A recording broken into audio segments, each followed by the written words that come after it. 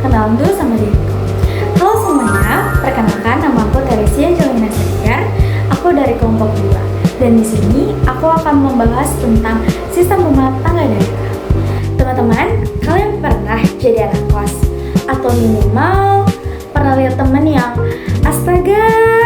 Nah, hari ini kita bakal bahas sistem rumah tangga daerah yang ternyata mirip banget loh sama kehidupan anak kos. Yang pertama, kita masuk dalam pengertian. Jadi, sistem rumah tangga daerah itu adalah cara pemerintah pusat dan daerah bagi-bagi tugas loh teman-teman. Contohnya aja kita ambil kayak kehidupan sehari-hari ya di kos. Yang pertama itu, siapa yang nyapu, siapa yang masak, siapa yang pura-pura tidur biar nggak disuruh. Kita masuk ke dalam sistem pertama, yaitu formal. Ini sistem paling santai, tapi nggak ada aturan yang jelas. Artinya itu, pusat dan daerah boleh loh ngurus hal yang sama. Ini tuh kayak kehidupan kita di kos. Siapa aja boleh nyuci piring, tapi kenyataannya nggak ada yang nyuci. Jadi sistem ini maksudnya tuh bebas, tapi berpotensi kekacauan. Oke, kita sekarang masuk ke 2, yaitu material. Ini kebalikan yang tadi loh teman-teman.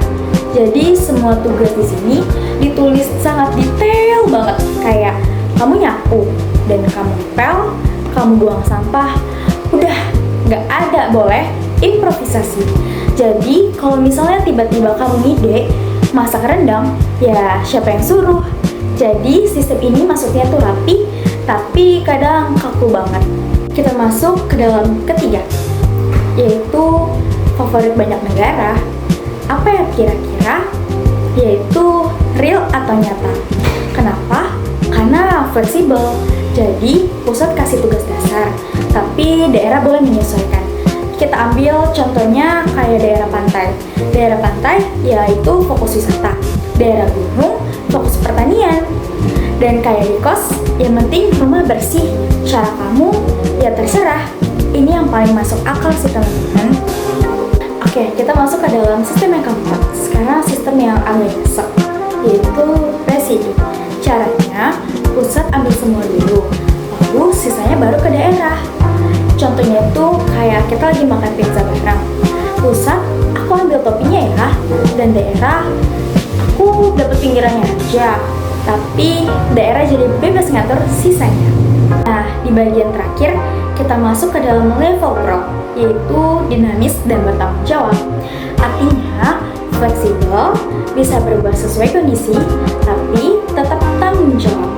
Ini tuh contoh kayak anak kos yang mandiri, kamarnya rapi, gak ngutang mie instan, dan itu langka banget loh teman-teman. Nah teman-teman, kita sudah coba pembahasan ini. Jadi sistem daerah merupakan konsep dalam penyelenggaraan otonomi daerah yang mengatur pembagian kewenangan antara pemerintah pusat dan pemerintah daerah. Nah, kita udah di ujung pembahasan nih teman-teman. Jadi, sistem rumah tangga daerah merupakan konsep dalam penyelenggaraan otonomi daerah yang mengatur pembagian kewenangan antara pemerintah pusat dan pemerintahan daerah. Tujuan utamanya adalah menciptakan penyelenggaraan pemerintahan efektif, efisien, serta sesuai dengan kebutuhan dan kondisi masing-masing daerah. Secara teoritis, terdapat beberapa bentuk sistem rumah tangga daerah. Yang pertama, sistem formil, yaitu sistem yang tidak merinci secara tegas pembagian urusan antara pusat dan daerah, sehingga keduanya ini dapat menjalankan fungsi pemerintahan yang sama. Yang kedua, sistem material, yaitu sistem yang secara jelas dan rinci menetapkan urusan yang menjadi kewenangan daerah melalui peraturan perundang-undangan. Kita masuk ke dalam ketiga, yaitu sistem real atau nyata, yaitu sistem yang menitik beratkan pada kebutuhan dan kemampuan nyata daerah sehingga pembagian kewenangan bersifat fleksibel dan kontekstual. Kita masuk ke dalam yang keempat, sistem residu, yaitu sistem di mana kewenangan daerah merupakan sisa dari urusan yang tidak diambil oleh pemerintahan pusat. Dan yang terakhir, yaitu kelima, sistem otonomi daerah yang dinamis dan bertanggung jawab, yaitu sistem yang menekankan fleksibilitas dalam pelaksanaan otonomi dengan tetap memperhatikan prinsip akuntabilitas dan kesatuan negara.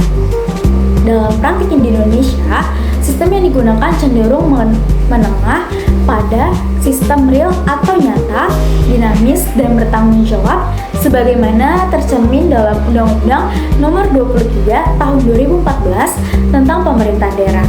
Sistem ini memungkinkan daerah untuk mengelola urusan pemerintahan sesuai potensi dan kebutuhan lokal, namun tetap berada dalam kerangka Negara Kesatuan Republik Indonesia.